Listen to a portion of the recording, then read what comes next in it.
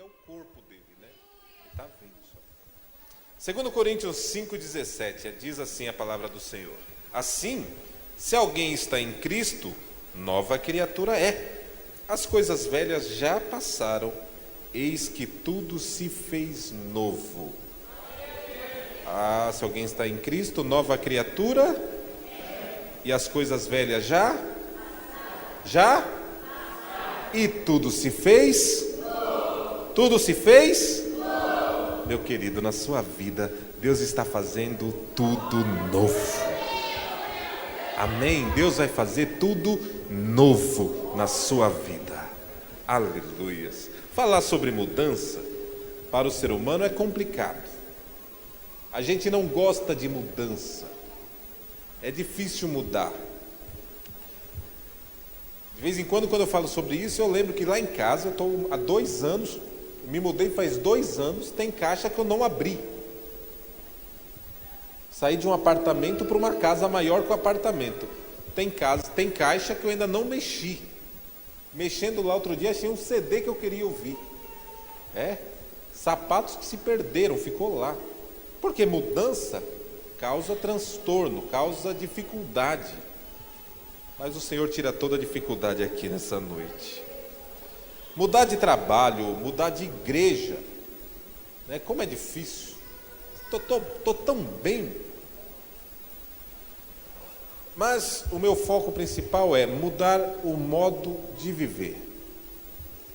Se não é fácil mudar de cidade, se não é fácil mudar de trabalho, se não é fácil mudar de casa, se não é fácil mudar de igreja, se não é fácil nenhuma mudança, mudar o seu próprio modo de viver, eu pergunto, é fácil? É fácil? Há um ditado popular muito chulo, que fala assim: pau que nasce torto,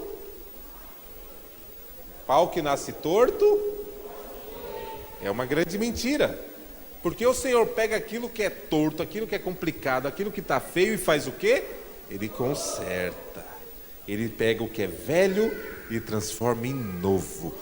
Tudo se faz novo na presença de Jesus. De modo que eu lhes digo que essa mudança é possível sim ter em nossas vidas. Quando nós entendemos o querer do Senhor, quando nós nos prostramos a Jesus, buscamos a tua face, Ele muda a nossa vida. E deixa eu falar, pode o Senhor, que é perfeito e bom, tudo que o Senhor faz é perfeito e bom, pegar algo e mudar para pior? O Senhor muda alguma coisa para pior? Muda ou não? Tudo que o Senhor faz é para o melhor. Tudo que o Senhor está fazendo na sua vida é para o melhor. Deus não faz nada para prejudicar. É lógico que às vezes você está tão acostumado vivendo naquela zona de conforto, e aí muitas vezes você não enxerga a mudança com olhos bons, com olhos positivos. Você olha e fala: estou perdendo, e não está perdendo. O Senhor está trabalhando por você.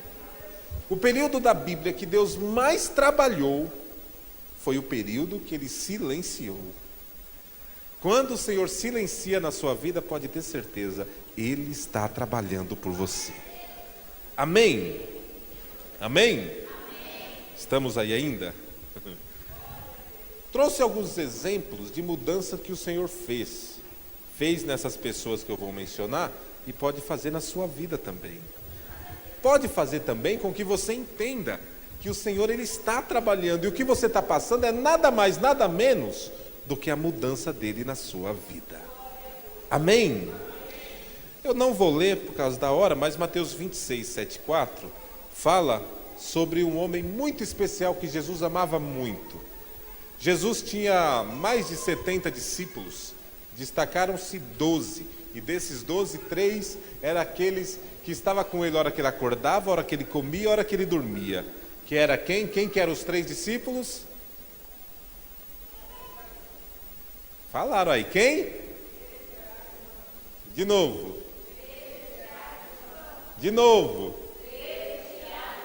Hoje eu tive ótimas notícias da escola dominical, mas acho que tem mais gente que precisa vir, né? Quem eram os 3 discípulos mais de Jesus? desses eu vou falar sobre Pedro. Pedro era aquele que Jesus gostava, porque Pedro tinha uma característica. Homem durão. Pedro era um homem durão, meio grosseiro no seu modo de ser. Sabe aquelas pessoas, não é uma pessoa ruim, mas é uma pessoa grosseira, de trato complicado. Ou você conhece, entende e gosta, ou vai ser difícil você se dar bem com ele. Pedro era esse. Pedro era aquele que falava mais do que devia. Pedro era aquele que falava na hora errada. Pedro era aquele que tinha atitudes inconvenientes, prometia o que não podia dar, levou todo mundo para a casa dele. Olha que legal. Pedro pegou Jesus e todo mundo que estava com ele. Vamos lá em casa que minha mulher vai fazer comida para todo mundo. Chegou lá, a sogra dele estava doente. Jesus deve ter olhado para ela e falado assim: ô Pedro, mas tu és cabeçudo, Pedro. Cura a mulher para ela poder fazer comida para aquele povo. Esse era Pedro.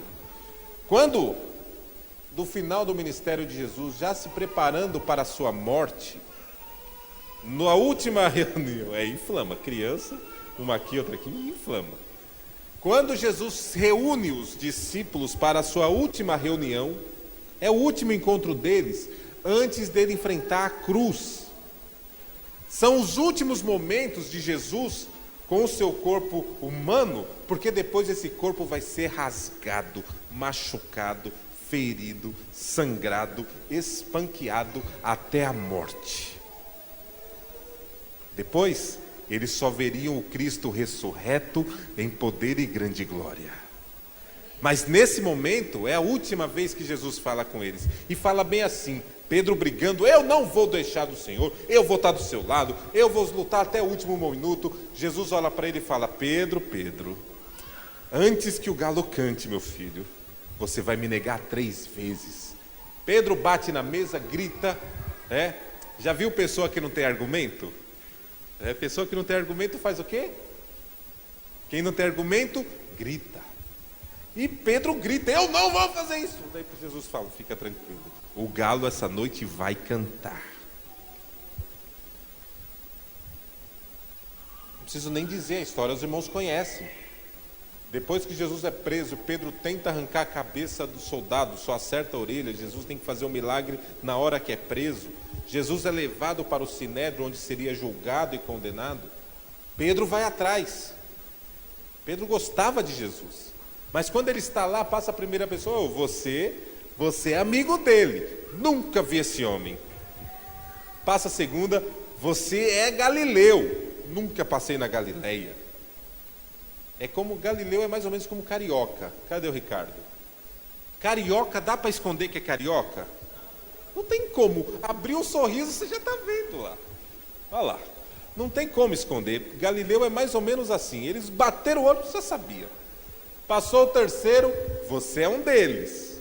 Não sou. É sim. O seu jeito de falar te condena. E Pedro falando: não e não.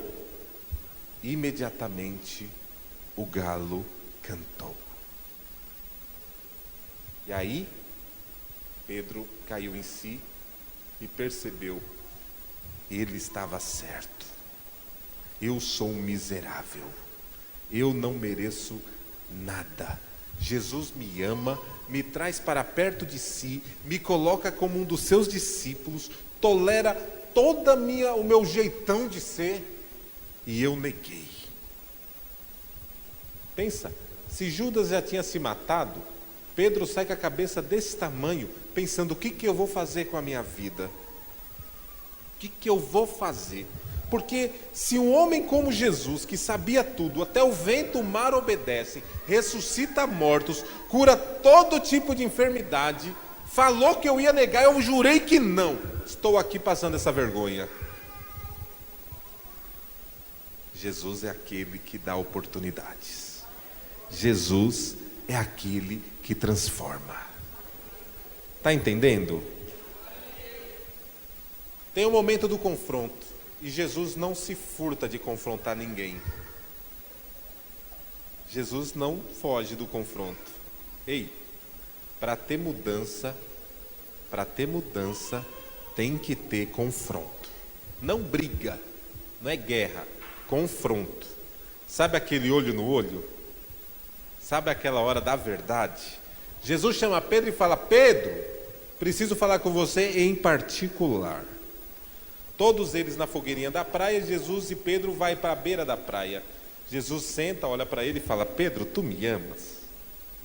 Ele fala: Senhor, eu te amo. Tu me amas, Pedro? Sim, Jesus, tu sabes que eu te amo. Pedro, tu me amas? E o homem, que era aquele durão, machão, desajeitado, chora. Quantas vezes Pedro negou? Quantas vezes Pedro negou? Quantas vezes ele foi confrontado pelo Senhor? Quantas vezes ele foi confrontado pelo Senhor? Estava tão gostoso.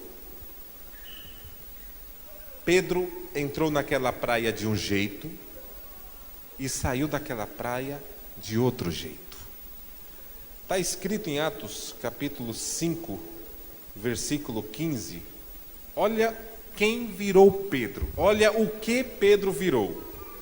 Olha o que Pedro virou. De sorte, isso aqui anos depois,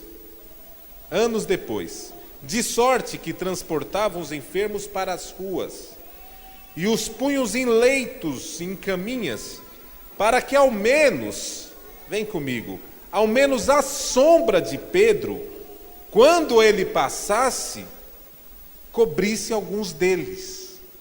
Porque esse homem que antes falava demais, antes falava na hora errada, tomava atitudes impróprias, se empolgava, se perdia, esse homem, quando transformado pelo Senhor, se transformou num homem cheio de Deus, a tal ponto de que não precisava colocar a mão. Ei, quantos aqui já pediram oração, o obreiro colocou a mão e você foi curado? Quantos? Tem alguém aqui que já foi curado? Eu já recebi. Você chega com aquela dor de cabeça terrível, eu falo: dobra o joelho, põe a mão, porque a gente sabe que o Senhor honra, a gente põe a mão e o Senhor faz o quê? O Senhor faz o quê? Pedro não precisava nem olhar para a pessoa, ele passava, a sombra dele curava. Deixa eu falar, o Senhor quer transformar a sua vida. Mas eu conheço Deus. Pedro conhecia Jesus, andou com ele 3 anos. Mas eu leio a Bíblia. Pedro escreve a Bíblia. Imagina, Pedro escrever a Bíblia. Praticamente analfabeto, escreveu na Bíblia. Mas eu já vivi os milagres de Jesus. Pedro andou sobre o mar. Só Pedro, o único homem que andou sobre o mar foi Pedro e Jesus. Jesus não conta. Pedro foi o único que andou sobre o mar. É certo que se Jesus não vai lá resgatar, tinha ficado. Mas ele teve a coragem de ir. Esse homem transformado por Deus, prega uma vez, 5.000 almas aceita Jesus. Esse homem transformado por Jesus, prega outra vez, 3.000 almas aceitam a Jesus. Esse homem, a sombra dele curava. Deixa eu falar, Deus quer transformar a sua vida. Deus quer transformar você em vaso de honra. Deus quer transformar você em peso, em varão cheio de poder. Deus quer transformar vocês. A hora que assumir esse microfone e pregar, Deus vai honrar, Deus vai curar. Deus quer dar novidade de vida sobre vocês, mas a transformação é Ele quem vai fazer. Pedro podia achar que já tinha tudo, já sabia tudo, já conhecia tudo. Eu sei de tudo. Será que não está precisando de um confronto, uma transformação? O Senhor está aqui nessa noite. Amém? Mas Jesus só muda Pedro? Jesus só transforma Pedro? E se eu não sou Pedro? Marcos 5:5, capítulo 5, versículo 5, narra a história de um homem que andava sempre de dia e de noite, clamando pelos montes, andava pelos sepulcros, pelos cemitérios, feria-se com pedras. Era um homem que estava possesso por demônios. Esse homem, aonde ele andava, ele era desprezado. Quando ele apontava na rua, as pessoas saíam para outra rua. Ninguém ficava perto dele, porque qualquer hora ele tinha um piripaque e fazia alguma bagunça. A família dele já tinha abandonado. Ninguém estendia a mão para ele. Ele era doente mental para os que não conheciam, e para os que conheciam ele era realmente endemoniado, totalmente perdido, um cavalo nas mãos do diabo. Amém? Ninguém olha para esse tipo de gente. Ninguém olha. Outro dia a gente aqui em Campanha, entrou um sujeito, eu olhei e falei assim, por que deixaram entrar? Ele foi no banheiro masculino, ainda bem que foi no masculino, e fez... quem aqui cuida de neném? Já viu neném? Neném tem um negócio chamado fezes explosivas. Já viu isso? Neném, você já viu, então vai ver de novo. Então agora, lá em casa tinha direto isso. Fezes explosivas. Quando sai assim, ó. Tem noção que é isso? Você está lá olhando o neném, bilu, bilu, e de repente... né? Pois bem, esse homem entrou aqui na igreja, foi no banheiro e fez o quê? Nós aqui não sentimos. Os irmãos que estavam sentados desse lado, do meio para trás, sentiram algo bem ruim. E Deus usou 2 obreiros nossos, bem jovens, e me provaram que estão prontos. Foram lá, eu só vi eles passando com um balde e voltando assim. E voltavam animados com o balde e voltavam. Eu pergunto, qualquer um de nós abraça um sujeito desses? Abraça com prazer? Dá a vontade de abraçar? De sentar junto e conversar? Não dá, né? Pois bem, Jesus foi conversar com esse moço aqui. Jesus chamou ele. E o inimigo, o diabo já se manifestou, os demônios se manifestaram. Não manda, cuidado que você vai fazer com a gente, não manda a gente embora não. Jesus, que não conversa com o demônio, falou, sai. E os demônios, percebendo o que ia acontecer, estabeleceram com Jesus um diálogo. Mestre, Jesus, que coral, né? Não nos mande embora, deixa a gente entrar nesses porcos. Deixa a gente entrar nesses porcos, essa vara de porcos aqui. Eu não sei, o Renato, o Cleiton, o Cláudio, eles têm algum negócio com coisa assim meio de porco, eles gostam dessas coisas. Eles gostam dessas coisas, eu não entendo bem porquê. Mas Jesus olha assim e fala, pode ir. E os demônios que saem daquele homem vão todos e entram naqueles porcos, naquela vara de porcos, que perde totalmente o controle, saem disparada, alucinadamente e caem no barranco, desmoronam e morrem. Porque o inimigo só vem para matar, roubar e destruir. Amém? Essa situação trouxe para Jesus um grande problema com os donos dos porcos. Grande problema.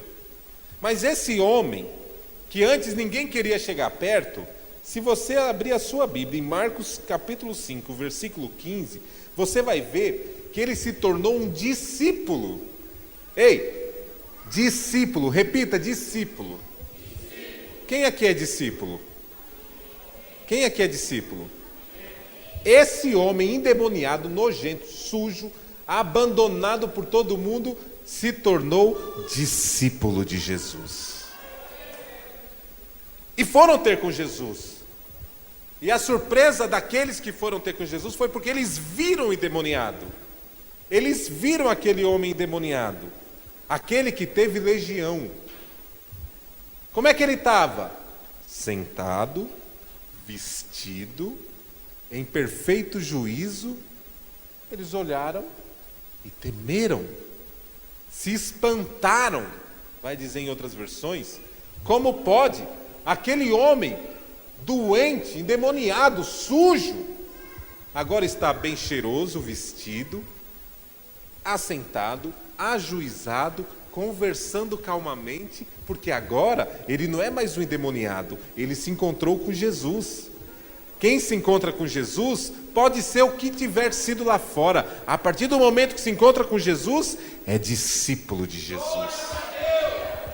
Deixa eu falar, olhe para dentro de si, não precisa falar, olhe para dentro de si, veja da onde o Senhor te tirou, aonde o Senhor te colocou, veja o que o Senhor pode trazer para a sua vida. Não importa o seu passado, importa que para Jesus você é discípulo dele. Ele quer te fazer discípulo. Todo tempo onde você for, o Senhor faz transformação. Está entendendo? Pode dizer glória a Deus? Pode dizer glória a Deus? Numa das viagens de Jesus, o que está registrado no livro de João, Evangelho de João, é um dos momentos teológicos de Jesus mais marcantes. Essa passagem é, sem dúvida, uma das mais importantes passagens do Novo Testamento. Sem dúvida. É aquele que fala os verdadeiros adoradores. Mas para ele chegar nesse ponto, olha o que Jesus faz. E ele vai transformar vidas aqui. Olha o que Jesus faz. Ele encontra uma mulher e ele pede para ela, ele senta num poço e fala para ela, a mulher chega meio-dia, aquele sol escaldante, e ele fala assim, tira um pouquinho de água para eu beber. Ela fala para ele, não posso, o senhor é judeu, eu sou samaritana, e a gente não se dá muito bem, não dá para eu fazer isso. E eles começam a conversar. E Jesus perguntou, cadê seu marido? Ao que ela responde, não tenho marido. Disse Jesus, disseste bem, porque você teve 5 maridos. E o que você tem agora não é teu marido. Isso você disse com verdade. A mulher olha para Jesus, mas que homem é esse? E ela passa a ter o seu confronto com Jesus. Jesus faz o seu confrontamento com ela. Está ali aquele que transforma vidas e está ali aquela mulher que precisa ser transformada. Nós, graças a Deus, vivemos uma sociedade muito moderna. Graças a Deus. Antigamente, ser divorciada era um escândalo na sociedade. Depois a sociedade passou a aceitar. E passou a ser um escândalo dentro das igrejas. Hoje a igreja até já não acha isso tão escandaloso assim. Agora, se hoje, até bem pouquinho tempo atrás, era um escândalo, e ainda é, só que um escândalo menor, imagina nos tempos de Jesus. Imagina o que era ser divorciada uma mulher nos tempos de Jesus. Uma que lá vigorava o Império Romano. Segundo o Império Romano, o homem é o homem e a mulher é a res, a coisa. A mulher não tinha propriedade, a mulher não tinha identidade, a mulher não podia ser chefe de nada. Se o marido morresse e ela tivesse um bebê de 1 aninho, lá em casa, o chefe da casa seria o Guilherme. Desse jeito. Ainda que dependesse da mamãe para tudo. Ele era o chefe da casa. É o Império Romano, é a lei que vigorava nos tempos de Jesus. Essa mulher, não é que ela tinha só má reputação. A família dela fugia dela. Os amigos fugiram todos. A sociedade não queria que ela ficasse perto. Até por isso, ela tinha que ir buscar água para si meio-dia, porque as outras pessoas iam mais cedo ou mais tarde com o sol mais baixo. Ela não podia, porque ela tinha má reputação. Ela tinha uma vida bagunçada, mas se encontrou com Jesus. Deixa eu falar, quem se encontra com Jesus, aquele encontro pessoal com Jesus, ele transforma. Ele transforma. Aquela mulher não podia falar com ninguém, falou com o mestre dos mestres. Deixa eu falar com você uma coisa. Usei vários exemplos para dizer que o Senhor, Ele muda qualquer circunstância que precisa ser mudada na sua vida. qualquer circunstância.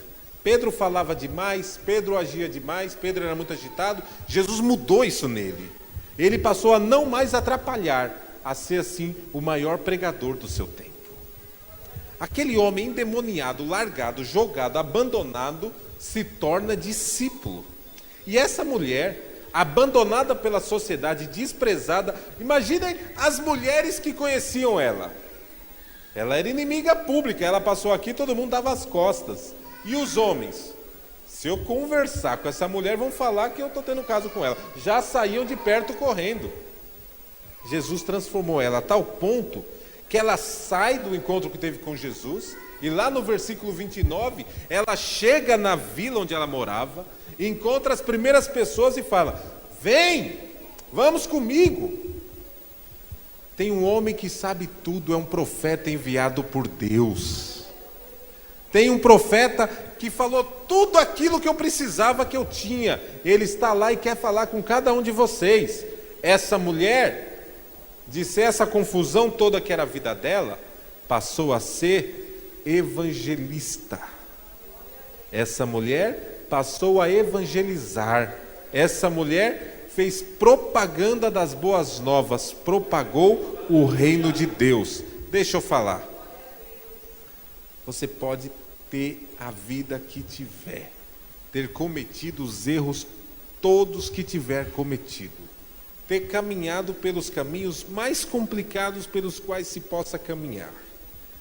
O Senhor está aqui nessa noite. O Senhor está aqui nessa noite. E quando o homem não estende a mão, Jesus estende. Quando ninguém pode te ajudar, o Senhor é tua ajuda. E Ele está aqui nessa noite. E Ele fala para você: eu vou lhe dar uma outra oportunidade. O Senhor é Deus que transforma. Não tem ninguém, com o problema que tiver, que se aproxime de Jesus e saia com o mesmo problema. Não tem. Estou falando de Jesus, o homem mais emblemático da história. Antes dele a vida era uma, depois dele a vida é outra. O calendário fala: antes de Jesus, depois de Jesus. Há uma religião que divide o mundo todinha, que são aqueles que falam: Jesus é o Senhor. Ele está aqui nessa noite. Ele está aqui. Não importa a sua vida, não importa. Importa que Jesus está aqui falando para você: filho, filho meu, eu estou aqui para estender a mão para você. Minha filha, eu estou aqui para te levantar, para te restaurar nessa hora. Ah, mas você não conhece a minha situação, e ninguém consegue me ajudar. Não precisa ninguém te ajudar. O mestre dos mestres está aqui para te ajudar. Mas o emaranhado da minha vida está tão bagunçado que não tem como desenrolar. Pode ficar tranquilo, o Senhor está aqui desenrolando tudo. Você nem está vendo e o Senhor já está trabalhando por você. Mas como é que vai ser? Fique tranquilo, amanhã você vai levantar, o Senhor vai estar contigo. Você vai sair de casa, Ele está contigo. Aonde você chegar, o Senhor está contigo.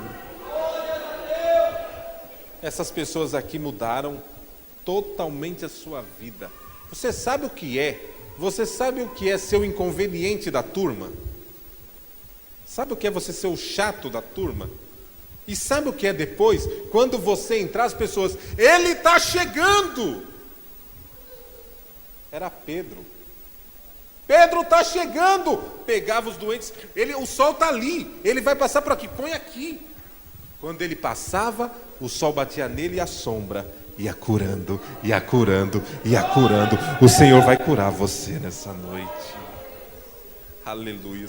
Você sabe o que é uma pessoa hoje? Como é que exemplo eu posso usar? Ao exemplo da moda, é essa peste imunda do diabo que tem assolado a vida de milhares e milhares de jovens. E eu oro todo dia para que o Senhor nos livre e nos guarde. Essa peste imunda que se chama crack, essa imundície. O jovem chega lá todo bonitinho e pisa naquelas ruas do centro velho de São Paulo. A reportagem está filmando o jovem chegar todo bonitinho. E filma depois de uma semana o mesmo jovem lá. com a mesma roupa que chegou, cabelo bagunçado, já sem dente, roupa suja, já magro, chupado, aquele aspecto de doente. Imagine para um pai que viu seu filho passar por isso, e esse homem foi exatamente isso, chegar depois de um tempo, bem vestido, cheiroso, bem penteado, gordo, bonito, falar: pai, eu encontrei com Jesus. Pense nessa mulher, a sociedade não queria olhar para ela, e de repente, ela é a portadora da mensagem mais importante. Olha, Jesus está às portas, está chegando. Deus vai mudar a sua vida. Deus vai mudar a sua vida. Eu não sei que área você precisa de mudança. Ele vai mudar. Ele vai mudar. Mas meu temperamento ninguém muda. Ah, meu querido, o Senhor muda. Mas a minha história, Ele muda. Eu pergunto, alguém aqui precisa de mudança da parte do Senhor? Tem alguém aqui que precisa de mudança? Fiquemos de pé. Não vou pedir para ninguém vir à frente não. Só fique aí onde você está mesmo.